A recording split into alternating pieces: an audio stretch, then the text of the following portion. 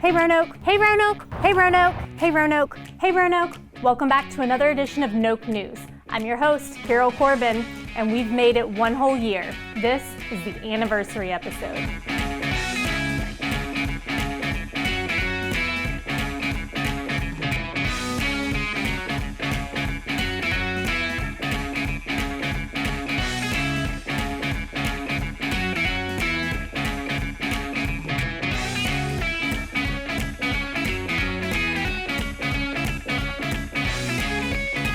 Today we'll be taking a trip back in time to some of my favorite stories over the past year, and if you listen closely, you might even hear my old co-host. 1, 2, 3. This 3-mural project began at 9th Street earlier this year in July and culminated at the Bennington Trailhead in October. More than 80 volunteers came out alongside the artists to put paint to concrete, bringing these community representations to life. Street maps of southeast neighborhoods and local wildlife, like the cedar waxwing, lightning bugs, and dragonflies, pay honor to the community that helped bring this artwork to life. And I've always said that, the artistic experience is even more powerful, when you share it with someone else. And so that unique vision that the city had was something that complemented what I wanted out of this project very nicely. Parks and Recreation hosted some special guests this month at the Eureka Park Recreation Center. Student athletes from the Central Intercollegiate Athletic Association, who were in town to compete in their championship tournament, stopped by for a little friendly competition from our Play After School students.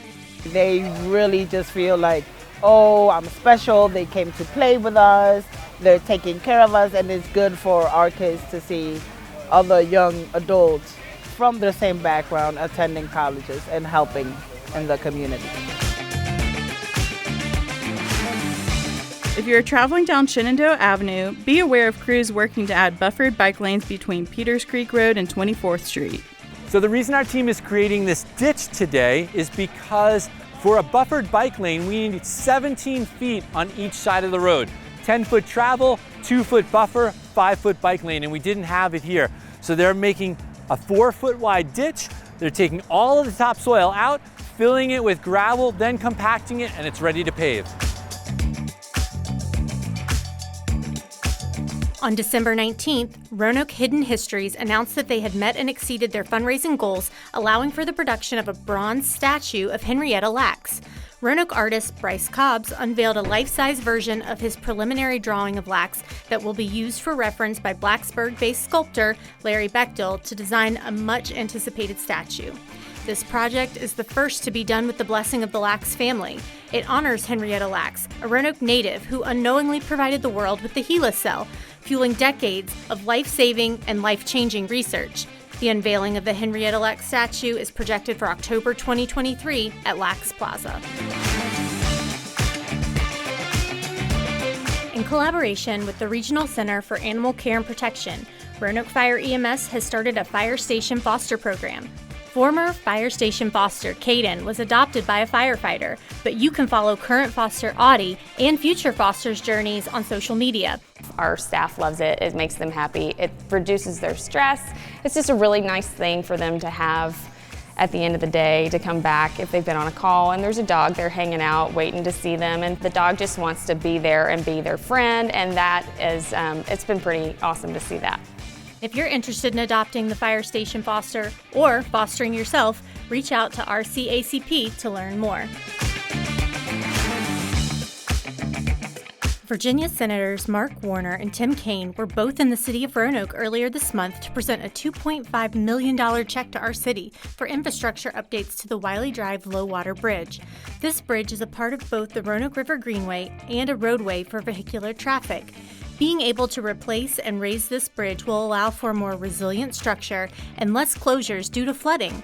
Now, the bridge will get repaired, it'll be raised, it will not flood as much. If you use the river, you can actually float underneath it without threat of bodily harm. So I think the fact that it was a year to the day was a nice kind of end point of this whole event.